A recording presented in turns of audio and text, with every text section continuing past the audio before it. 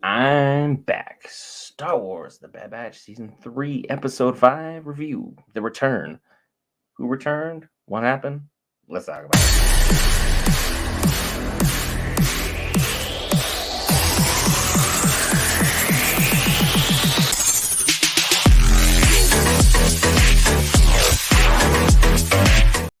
Alright, guys, Brent here back for Geek Variants. We cover all things Marvel, DC, Lord of the Rings, anime, gaming, Star Wars, and more. This time, Star Wars Bad Batch Season 3, Episode 5, The Return.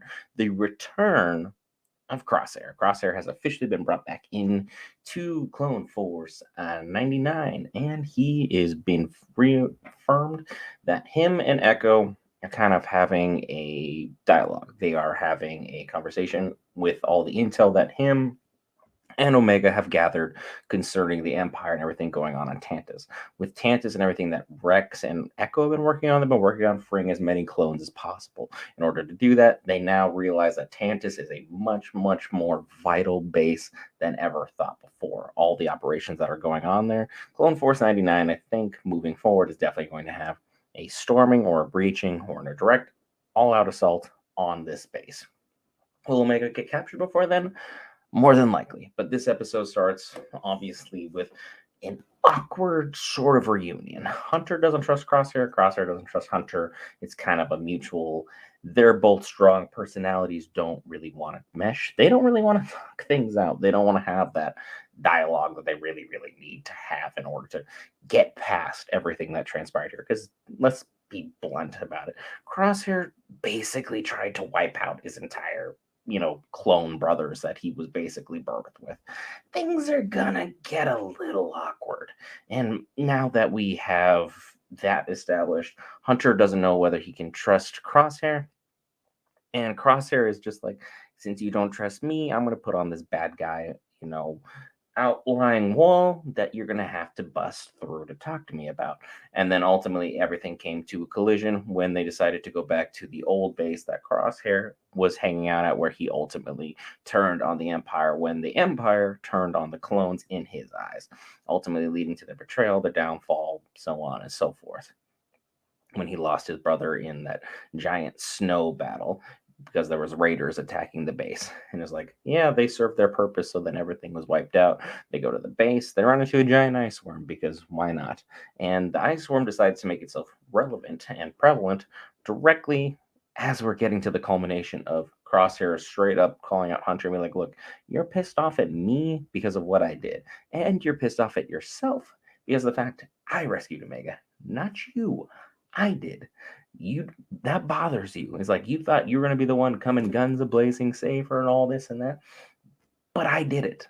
I'm the one who helped make this happen. I worked through the steps and was able to break her out and get her back to you. But also, I called out to you for help at great personal risk and great personal peril. You still came, nonetheless. So they were having this awkward confrontation. There was going to be fisticuffs thrown. They were going to throw down and have at it and have a dang good time doing it. But the ice worm interrupted. Then they had to come up with a new plan because the ice worm knocked out the power. So they had to get the power rerouted to the base. And then once the power eventually got rerouted to the base, they were able to use the already established perimeter to keep the ice worm out, and everything is all set.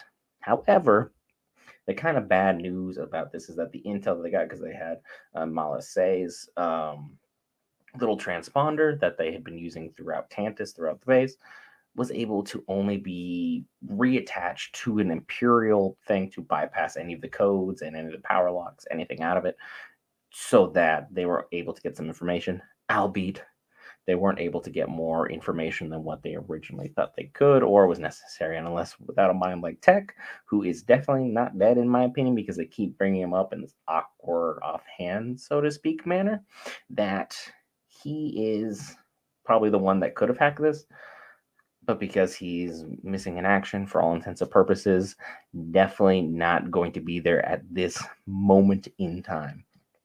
So they would get minimal information to help Rex and Echo out, and then eventually this group is going to split off once more, and then they're going to go reevaluate their situation. Something is going to draw them back out.